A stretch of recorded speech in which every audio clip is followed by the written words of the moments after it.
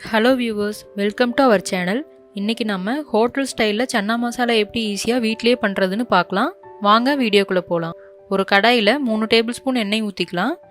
எண்ணெய் சூடானதும் 1 table spoon சோம்பு, 4 கிராம்பு, 2 ஏலக்காய், 2 துண்டு பட்டை எல்லாம் போட்டுக்கலாம். அப்புறம் 5 பெரிய வெங்காயத்தை கட் பண்ணி வச்சுருக்கேன், அதை சேர்த்து வதக்கிக்கலாம்.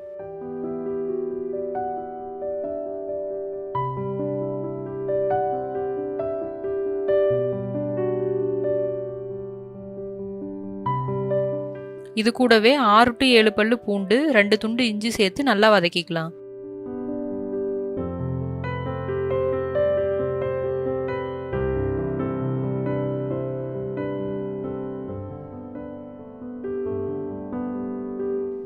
வெங்காயம் ஓரளவுக்கு வதங்கினதும் 3 தக்காளி கட் பண்ணி சேர்த்துக்கலாம்.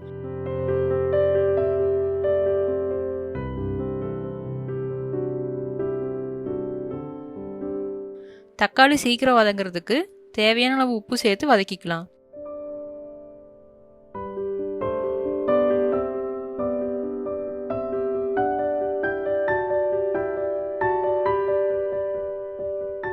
நல்லா இந்த அளவுக்கு வதங்கி வந்ததும் அடுப்பை ஆஃப் பண்ணிட்டு ஆற வச்சு அரைச்சிட்டு வந்துடலாம். வாங்க. ஒரு கடாயில் 3 டேபிள் ஸ்பூன் எண்ணெய் ஊற்றிக்கலாம்.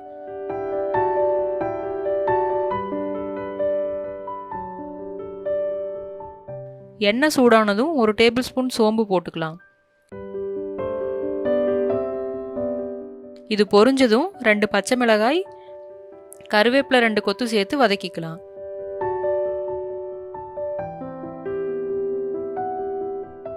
நாம் அரைச்சி வச்சிருக்க வெங்காய தக்காளி பேஸ்ட்டை ஊற்றி கலந்து விட்டுடலாம்.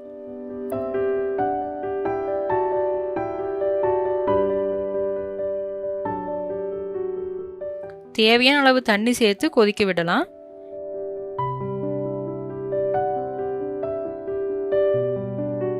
இப்போ 1/2 டேபிள் ஸ்பூன் மஞ்சள் தூள்,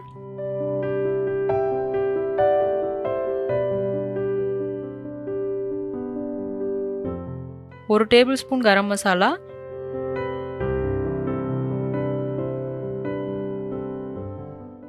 1/2 tablespoon chana masala, 1/2 tablespoon மிளகாய்த்தூள். நீங்கள் காரம் நல்லா சாப்பிடுவீங்கன்னா 1 டேபிள் ஸ்பூன் மிளகாய்த்தூள் கூட சேர்த்துக்கலாம். தேவையான அளவு உப்பு சேர்த்து கலந்து விட்டு கொதிக்க விட்டுறலாம்.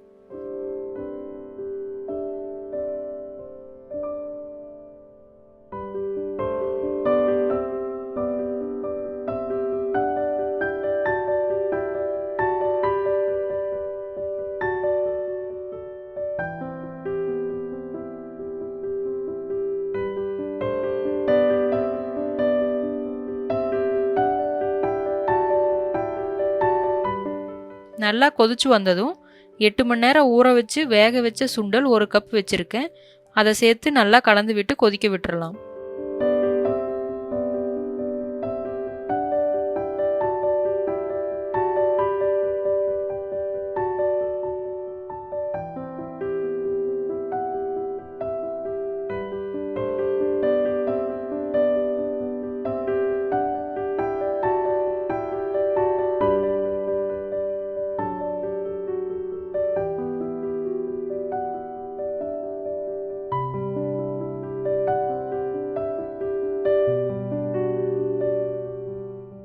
இந்த அளவுக்கு கொதிச்சு வந்ததும் கடைசியாக கொத்தமல்லி தழை சேர்த்து ஆஃப் பண்ணிடலாம்.